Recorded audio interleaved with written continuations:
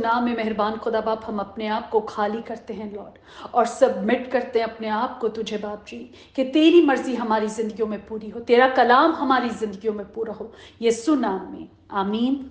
की अंजील, the gospel of Matthew chapter 17 verse 14। और जब वो भीड़ के पास पहुंचे तो एक आदमी उसके पास आया और उसके आगे घुटने टेक कर कहने लगा, आमीन।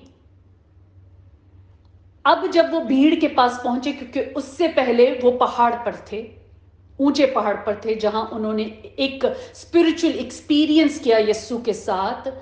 पतरस, याकूब और उसका भाई यूहन्ना यीशु के साथ थे, जिस पे यीशु ने उनको हुक्म दिया कि जो कुछ उन्होंने देखा है वो किसी से जिक्र ना करे जब तक इब्ने आदम मुर्दों में से ना जी उठे, आमीन। और उसके बाद जब वो बातें करते हुए नीचे उतर रहे थे, तो अब वो भीड़ के पास पहुंचे और एक आदमी, यहाँ पे एक आदमी का जिक्र है, उसके पास आया और उसके आगे घुटने टेक कर कहने लगा, आमीन। घुटने टेके एक आदमी ने यीशु के पास। घुटने टेकने का मतलब क्या होता है? When you kneel down, that means you are showing submission, a gesture of obedience, loyalty, respect. उस टाइम पर हम देखते हैं कि लोग किस तरह रिस्पेक्ट दिखाते थे अपने से बड़े ओहदे पे, या रिस्पेक्टेड जो लोग थे उनको खुदावंद करके पुकारते थे, माय लॉर्ड, माय लॉर्ड। और आज भी अगर हम उन जगहों में जहां बादशाहत होती है, फॉर एग्जाम्पल लंदन ऐसी जगह है जहां पे बादशाहत है, क्वीन है, किंग है, तो वहां पे भी जो वहां पर टाइटल मिलते हैं माय लॉर्ड की, लॉर्ड के टाइटल मिलते हैं। सो जहाँ पे बादशाहत होती है, तो ये अब हम बात कर रहे हैं इसराइल के उस वक्त, उस टाइम की। सो उस वक्त लोगों को माय लॉर्ड करके, खुदामद करके पुकारा जाता था। और दूसरी इस चीज को हम देखते हैं कि नील डाउन, आज हम सिर्फ ये एक्ट अपने खुदामद के लिए करते हैं, हम सिर्फ खुदा के आगे झुकते हैं, नील डाउन करते हैं। मगर उस वक्त लोग इस तरह नील डाउन करते थे जब वो एक्ट ऑफ रिस्पेक्ट दिखाते थे, सबमिशन करते थे अपने आप को। या आप किसी रॉयल जगह पे गए हैं और वहां पर हम घुटने टेकते। जब यीशु पैदा हुए तो 3 मजूसी जो आए थे, उन्होंने क्या किया? वहां पे घुटने टेके बेबी जीसस के आगे, आमीन। किंग, जो बादशाह पैदा हुआ, उसके आगे, प्रेज द लॉर्ड। सो एक आदमी उसके पास आया और उसके आगे आके घुटने टेक कर कहने लगा, ए खुदावंद, मेरे बेटे पर रहम कर, क्योंकि उसको मिर्गी आती है और वो बहुत दुख उठाता है, इसलिए कि अक्सर आग में गिर पड़ता है और अक्सर पानी में भी, आमीन।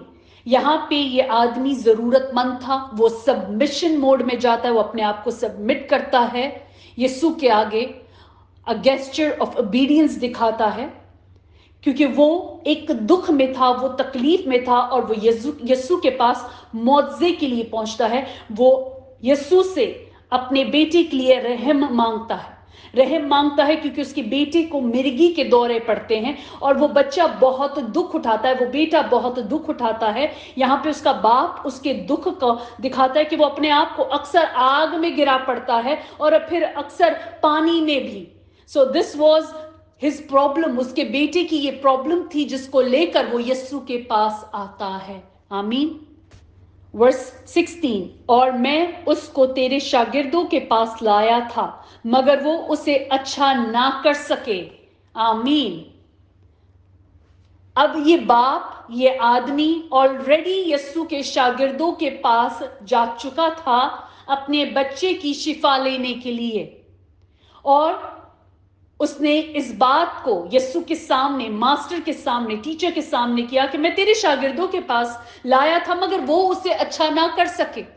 सो he thought to bring the case directly to the master, directly to the teacher. और इस वर्स में हम उसकी कंप्लेन भी देख रहे हैं कि मैंने ऐसा किया, मगर तेरे शागिर्द उसको अच्छा ना कर सके, उसे हील नहीं कर सके, आमीन। Stay on verse 16 and understand why disciples could not heal, could not cure this son, this child. Why couldn't they do it? Because अगर हमने जो पहले स्टडी ऑलरेडी कर चुके हैं, मत्ती की अंजील चैप्टर 10 वर्स 1 में,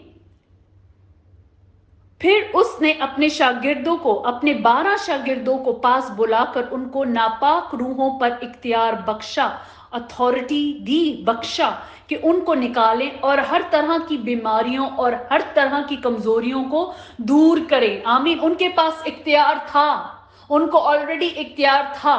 तो फिर वो इस बेटे को, इस बच्चे को जो बाप लेकर आया था, उसको हील क्यों ना कर सके? और क्योंकि वो उसको हील ना कर सके, इसलिए वो उनको यस्सु के पास, वो उस बच्चे को यस्सु के पास लाया कि तेरे शागिर्द उसे क्योर ना कर सके। आमीन। अभी भी हम वर्स 16 में हैं, just to make it more clear, कि जबकि उनके पास इख्तियारात थे, उनको खुदा ने अथॉरिटी दी थी ओवर ऑल दीज थिंग्स, कि बीमारों को शिफा करें, बदरूहों को निकाले, तो वो अगर ये बेटा बीमार था तो इसको शिफा क्यों ना दे पाए, और अगर इसमें बदरू थी तो इसकी बदरू क्यों ना निकाल पाए। For the reference I read Mark, मरकस की इंजील चैप्टर 6 वर्स 7 में पहले पढ़ूंगी। और उसने उन 12 को अपने पास बुलाकर 2-2 करके भेजना शुरू किया और उनको नापाक रूहों पर इख्तियार बख्शा। अब ये सब कुछ हमने पढ़ा है मत्ती में भी, और यहां पर मरकस में भी हमने पढ़ा, और फिर नीचे वर्स 8, 9, 10 में और 11 और 12 में उनके बारे में बताया कि यीशु ने जिस तरह उनको हुक्म दिया कि रास्ते के लिए लाठी के सिवा और कुछ ना लेना, ना रोटी, ना चोली, ना अपने कमर बंद में पैसे रखना। जो एक शागिर्द को जिस तरह चलना चाहिए था, उनको हर एक बात को यीशु ने बताया कि, और यीशु खुद इसी तरह चल रहे थे। तो शागिर्द किसके जैसा होता है? अपने मास्टर के जैसा। तो यीशु उनको अपने जैसा कि यीशु की वॉक थी, यीशु उनको वही बातें सिखा रहे थे। आमीन।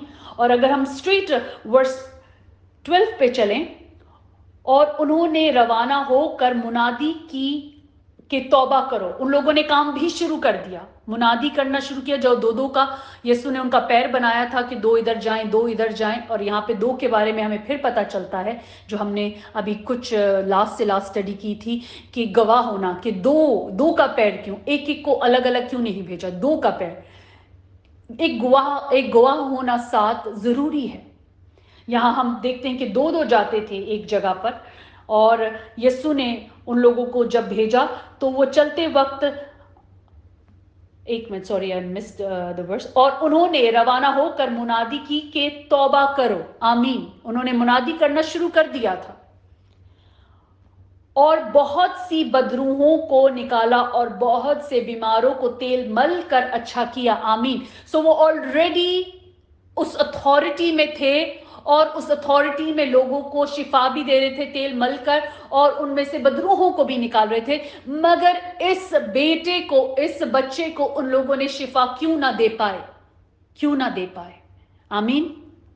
वर्स 17, यीशु ने जवाब में कहा, ए बेतकाद और कजरो नस्ल, मैं कब तक तुम्हारे साथ रहूंगा, कब तक तुम्हारी बर्दाश्त करूंगा, उसे यहां मेरे पास लाओ।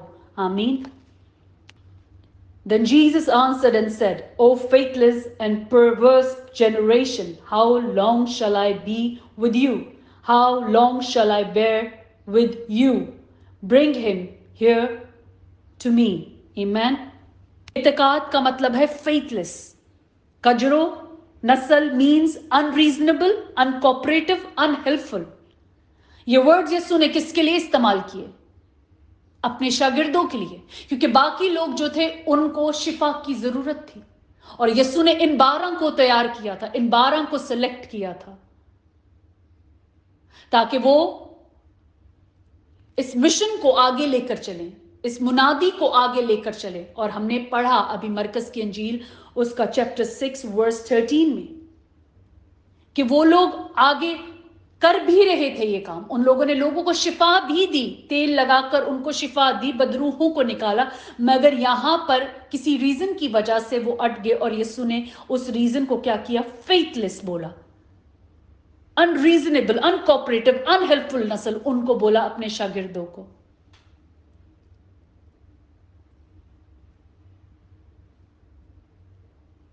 मैं कब तक तुम्हारी बर्दाश्त करूंगा, मैं कब तक तुम्हारे साथ रहूंगा और मैं कब तक तुम्हारी बर्दाश्त करूंगा। आमीन। हमने यीशु को बहुत मोहब्बत में भी देखा है और बहुत जगहों पे हमने, जब लोग आउट ऑफ रीजन हो जाते थे यीशु, वहां पर हमने उनकी इस तल्ख लहजे को भी देखा है कि उनको भी कोई गलत बात की बर्दाश्त, वो किस तरह उस बात को वो करते थे, मतलब वो गलत बात को किस तरह उनको समझाने की कोशिश करते थे कि for how long will I be with you. क्योंकि जैसे जैसे दिन गुजर रहे थे, यीशु के जाने के दिन करीब आ रहे थे। That means we cannot be slow. That means we cannot afford to be slow. यीशु ने आज हमें कलाम दिया है, तो आज हमारा काम है अब और स्लो ना हो। वो कब तक हमारी बार बार तौबा, बार बार माफी सुनेगा और बार बार हम उन गलतियों पे गलतियां करते जाएंगे। फॉर हाउ लॉन्ग मोर, और कितना वक्त लगेगा? हमें होश कब आएगी? क्योंकि कब्र में कुछ नहीं हो सकता। एक दफा जिस्म में से रूह, हमारी सोल, हमारी स्पिरिट निकली, खत्म, कहानी खत्म, कोई माफी, कोई तौबा नहीं। उसके बाद सिर्फ सफरिंग है, अकॉर्डिंगली टू व्हाट हमने किस किस्म के बीज बोए हैं, फिर हमारी सफरिंग का टाइम शुरू होगा। हम दुनिया में इस वक्त को सफरिंग कहते हैं, जब एक बात पूरी नहीं होती, टाइम पे चीजें नहीं होती, हम उसको सफरिंग कहते हैं। वो सफरिंग नहीं है, वो हमारे अपने डिसीजंस हैं जो हमें उन जगहों पे लाके खड़ा करते हैं।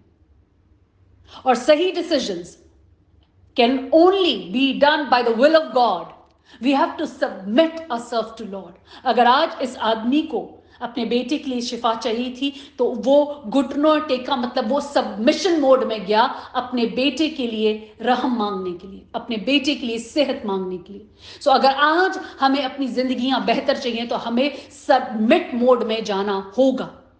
बाप की मर्जी को, अपनी मर्जियां नहीं रखनी कि मुझे ये चाहिए, अगर ये होगा तो मैं सही चलूंगी, अगर ये करेगा खुदा तो फिर ही मैं यूं करूंगी। नहीं, खुदा जो कुछ मेरे लिए करेगा वो मेरे लिए ठीक करेगा।